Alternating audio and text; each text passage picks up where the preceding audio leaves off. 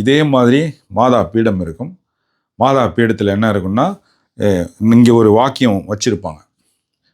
என் தாயே, என் அரசியே, நான் உமக்கே சொந்தம், எனக்கு உள்ளவை யாவும் உமக்கே சொந்தம் அப்படின்ட்டு ஒரு வார்த்தை அங்கே வச்சிருக்கும்.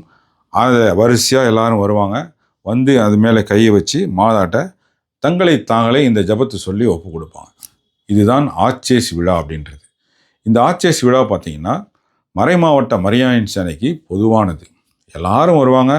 இந்த வாக்குறுதியை வரிசையில் நின்று ஒவ்வொருத்தராக வந்து மாதாவுக்கு முன்னால் நின்று தலையை வணங்கி அழகாக அது மேலே கையை வச்சு அந்த வாக்குறுதியை புதுப்பிப்பாங்க. அந்த சடங்கு பார்க்குறதுக்கே ரொம்ப அழகாக இருக்கும். ஒரு பொது நிலையினருக்கு இப்படியெல்லாம் இருக்குதா அப்படின்னு நம்ம பார்க்குறப்ப ரொம்ப அது அற்புதமாக இருக்கும் அந்த அனுபவம். அப்படியே வந்தம் போனன்ட்டுலாம் கிடையாது மரியாயின் சேனையில். ஒவ்வொன்றுமே பார்த்தீங்கன்னா முறையான ஒரு விதத்தில் போகும். அந்த மாதிரியான ஒரு விழா தான் இந்த ஆச்சேசி விழா.